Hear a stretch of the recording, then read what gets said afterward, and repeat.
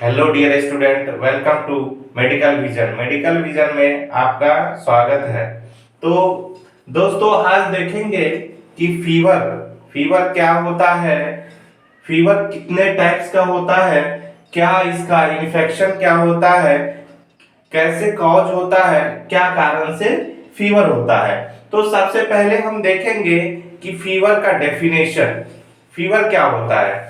Fever होता है कि जो बॉडी का नॉर्मल टेम्परेचर 37 डिग्री सेल्सियस या 98.6 डिग्री फ़ारेनहाइट से टेम्परेचर बढ़ जाना, उससे अगर ज्यादा हो रहा है टेम्परेचर, तो उस कंडीशन को हम फीवर कहेंगे।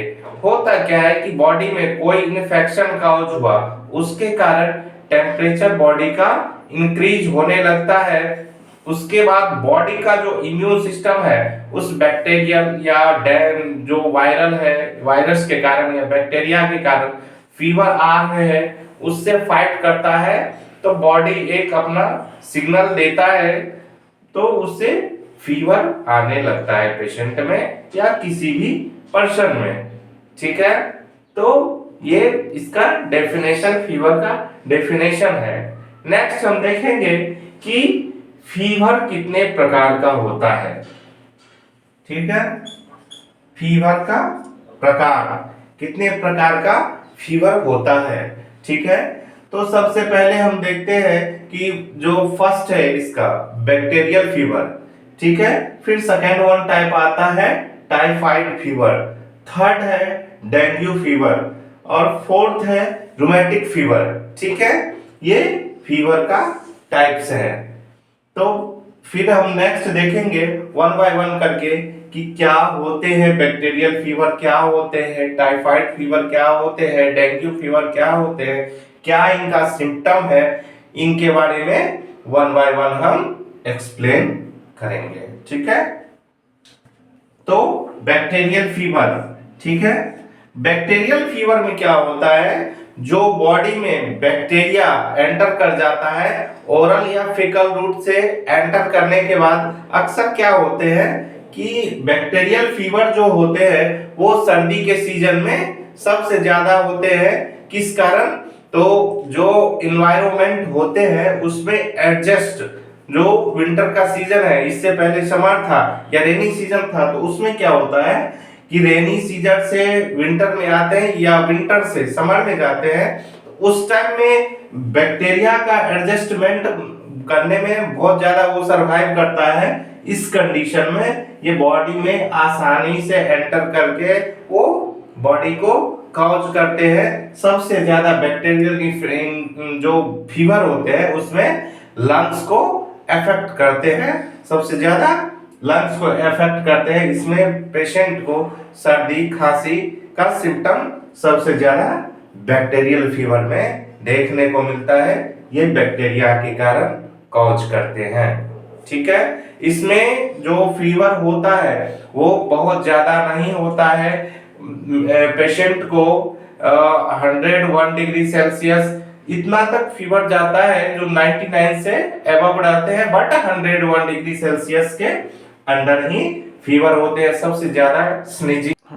ठीक है, तो ये बैक्टीरियल फीवर हुआ। ठीक है, इसमें ज्यादा इशू लंग्स को होते हैं। ठीक है, अगर प्रॉपर ट्रीटमेंट नहीं लिया जाए तो ये सीवियरिटी होते चले जाते हैं और लंग्स को अफेक्ट करते हैं। ठीक है, ये हम देखें बैक्टीरियल फीवर। ठीक है, इसमें पेशेंट को वर्टिगो भी होते हैं, कफिंग होते हैं, सांस लेने में तकलीफ होने लगते हैं। सबसे ज्यादा इनका सिम्टम यही देखने को मिलता है। ठीक, सेकेंड देखेंगे टाइफाइड फीवर।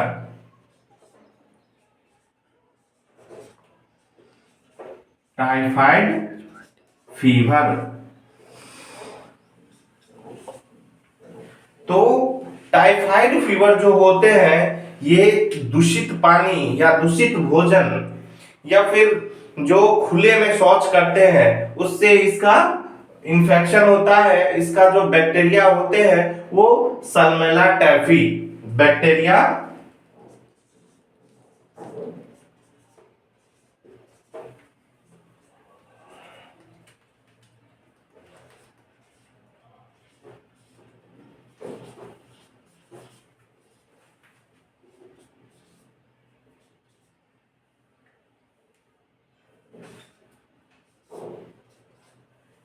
साल्मोनेला टाइफी इसका बैक्टीरिया होते हैं। ये बैक्टीरिया बॉडी में एंटर कर जाते हैं और ये ज्यादातर जो आंत को सबसे ज्यादा इंटेस्टाइन को अफेक्ट करते हैं। ठीक है, टाइफाइड फीवर कैसे होते हैं? प्रदूषित जो दूषित जल होते हैं या प्रदूषित भोजन, जो भोजन गंदे भोजन करने के कारण अक्सर ये फीवर होते हैं और फीकल रूट से भी एंटर करते हैं इसका बैक्टीरिया, तो ये टाइफाइड फीवर होते हैं। इसमें क्या होता है कि जो बुखार होता है ये इंटरमिटेंट टाइप से होता है, कंटिन्यू नहीं होता है। बुखार हुआ फिर बीच में ब्रेक हो गया, फिर से बुखार हुआ, तो इंटरमिटेंट फीवर इसमें पेशेंट को आने लगते हैं और इसमें वीकनेस, उसके बाद पेशेंट में डायरिया होने का बहुत ज्यादा चांस होते हैं। पेट जब बहुत ज्यादा खराब हो जाते हैं, लूज मोशन बहुत ज्यादा होने लगते हैं, कभी कभी लूज मोशन के साथ ब्लड भी आना शुरू हो जाते हैं। ठीक है, तो ये टाइफाइड फीवर हुआ। पेशेंट में फीवर जो होते हैं ये इसमें भी 99 डिग्री फ़ारेनहाइट से लेकर के 102 डिग्री फ़ारेनहाइट तक बुखार आते हैं पेशेंट को, और प्रॉपर इसका भी अगर ट्रीटमेंट नहीं ले तो ये इंटेस्टाइन को बहुत ज्यादा इफेक्ट कर सकते हैं। ठीक है, ये टाइफाइड फीवर हुआ। इसमें भी पेशेंट को क्या होता है कि कभी कभी बहुत ज्यादा बेचैनी होने लगते हैं, बहुत स्वेटिंग होने लगते हैं। विंटर के सीजन में भी बहुत ज्यादा स्वेटिंग होने लगते हैं, हेडेक होते हैं, बहुत ज्यादा बॉडी एक होने लगते हैं।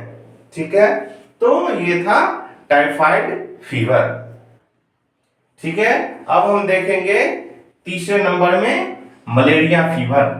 ठीक है, नेक्स्ट देखेंगे malaria fever.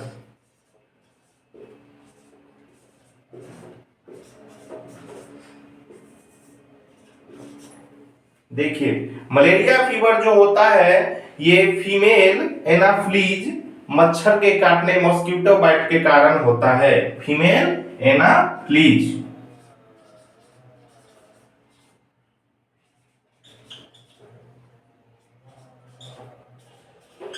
Female anopheles mosquito,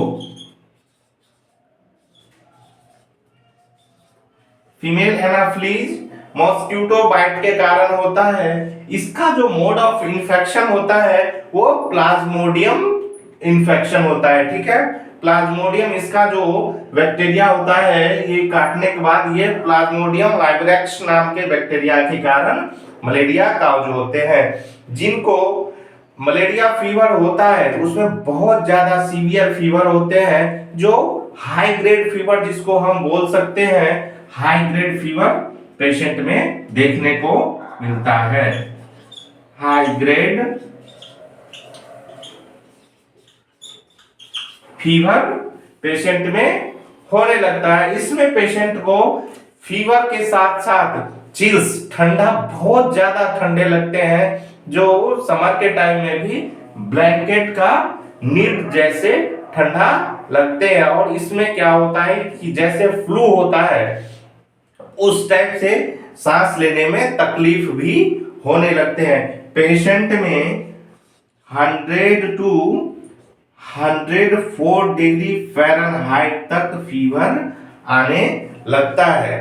ठीक है, हाई ग्रेड फीवर पेशेंट में देखने को मिलता है, किसमें? मलेरिया फीवर में। ठीक है, इसमें भी क्या होता है कि अगर प्रॉपर ट्रीटमेंट नहीं ले तो इसमें पेशेंट को सडन बॉडी का वो रैशेस आना शुरू हो जाते हैं। बहुत ज्यादा फीवर के कारण इम्यून सिस्टम को भी बहुत ज्यादा वीक करते हैं मलेरिया फीवर में। Next, dengue fever. ठीक है,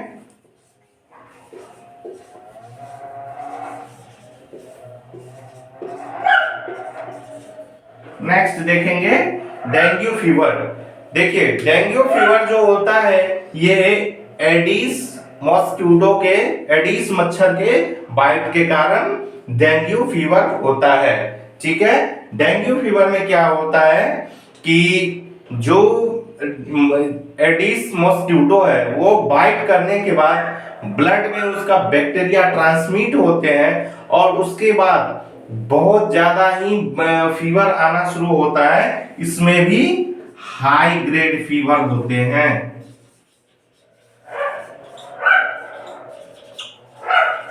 पेशेंट में high grade 100 degree to 104 degree fahrenheit तक फीवर आने लगता है और फीवर के साथ साथ बहुत ज्यादा हेडेक देखने को मिलता है, वर्टिगो होता है, चक्कर आने लगते हैं, कमजोरी वीकनेस बहुत ज्यादा होने लगता है, कभी कभी स्टूल से ब्लड भी आना शुरू हो जाते हैं डेंगू फीवर में और पेशेंट बहुत ज्यादा वीक हो जाते हैं। इसमें क्या होता है कि पेशेंट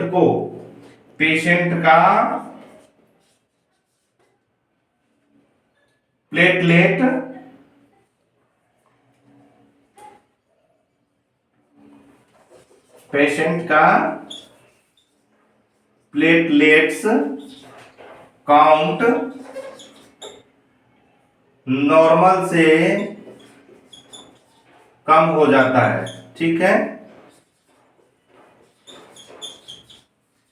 तो नॉर्मल जो पेशेंट का प्लेटलेट या कोई भी ह्यूमन जो बीइंग है उनका नॉर्मल प्लेटलेट 1.5 लाख से 4.5 लाख के बीच होता है। इसमें इंफेक्शन होने के कारण प्लेटलेट काउंट बहुत जल्दी फॉल करने लगता है और उससे क्या होता है कि सांस लेने में प्लेटलेट का वर्क होता है ब्लड में ऑक्सीजन का कैरी करना, और जब प्लेटलेट का काउंट घटेगा तो ऑक्सीजन कम कैरी कर पाएगा। उस कंडीशन में सांस लेने में भी तकलीफ देखने को मिलता है, बहुत ज्यादा तकलीफ होने लगता है पेशेंट को। और इससे क्या होता है कि प्रॉपर ट्रीटमेंट नहीं लेने से डेथ हो जाते हैं, सडन डेथ हो जाते हैं, पेशेंट को कोमा में चले जाते हैं अगर प्रॉपर ट्रीटमेंट नहीं लिया गया तो। ठीक है, ये था डेंगू फीवर।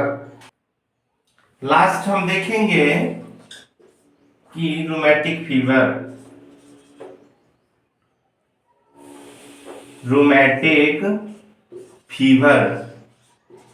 ठीक है, रूमेटिक फीवर क्या होता है कि ये मेनली जो होते हैं ये बॉडी के ज्वाइंट को, सबसे ज्यादा जो बॉडी का ज्वाइंट है जैसे ये केहूनी का ज्वाइंट हो गया, एल्बो जिसको बोलते हैं, शोल्डर का ज्वाइंट हो गया, नी का ज्वाइंट हो गया, मेनली क्या करता है कि ज्वाइंट को अफेक्ट करते हैं। इसका जो कॉज होता है, जो बैक्टीरिया होता है, स्ट्रेप्टोबैक्टीरिया के कारण ये रूमेटिक फीवर होने लगते हैं। स्ट्रेप्टोबैक्टीरिया एंटर कर जाने से बॉडी में ये रूमेटिक फीवर करते हैं और सारे ज्वाइंट को अफेक्ट करते हैं।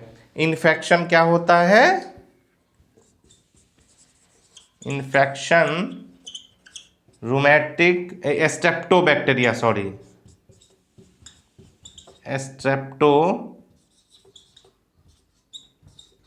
बैक्टीरिया के कारण मेनली रूमेटिक फीवर होते हैं। इसमें क्या होता है कि जो बॉडी का ज्वाइंट है इसको मेनली अफेक्ट करते हैं। इसमें पेशेंट को हाई ग्रेड फीवर तो नहीं होते हैं बट 99 डिग्री से लेकर के 102 डिग्री फ़ारेनहाइट तक फीवर देखने को मिलते हैं। और कभी कभी क्या होता है कि बहुत ज़्यादा सीवियर कंडीशन में जो भी ज्वाइंट होता है उसका जो वो होते हैं लिगामेंट होते हैं उसको भी अफेक्ट कर देते हैं रूमेटिक फीवर में।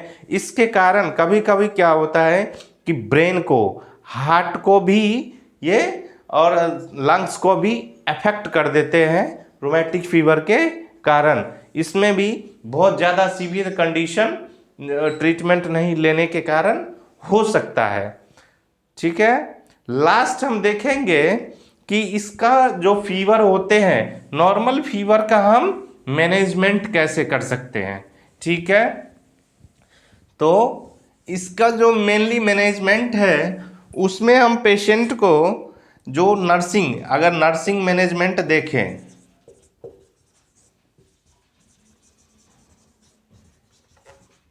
नर्सिंग मैनेजमेंट अगर देखें तो पेशेंट को अगर चिल्स का कंडीशन है, ठंडा लग रहा है, जैसे मलेरिया किसी पेशेंट को है तो ठंडा लग रहा है, उस कंडीशन में हम ब्लैंकेट उसको प्रोवाइड कर सकते हैं, कंबल उसको प्रोवाइड किया जाता है। साथ में अगर फिर भी ठंड आ रहा है तो क्या होता है कि हॉट पैड का यूज कर सकते हैं। इसके बावजूद अगर फिर भी फीवर नॉर्मल ना हो तो मेडिसिन में हम पैरासीटामोल का यूज करते हैं। ठीक है, तो ये मलेरिया के कंडीशन में होता है। और क्या होता है कि कभी कभी जो डेंगू होता है उस कंडीशन में, या बैक्टीरियल फीवर होता है उस कंडीशन में पेशेंट को बहुत ज़्यादा गर्मी होते हैं, बहुत ज़्यादा ओवर स्वेटिंग होते हैं, तो उस कंडीशन में पेशेंट को कोल्ड स्पंजिंग कर सकते हैं। ठीक है, आइस बाथ दे सकते हैं, जो बर्फ से स्नान करवाया जाता है। ये नर्सिंग मैनेजमेंट में देखने को मिलता है। ठीक है, बाकी जो डिसीज़ के अकॉर्डिंग इसका मेडिकेशन प्रोवाइड किया जाता है, जो फिजिशियन अपने अकॉर्डिंग ऐड करते हैं। ठीक है, थैंक यू।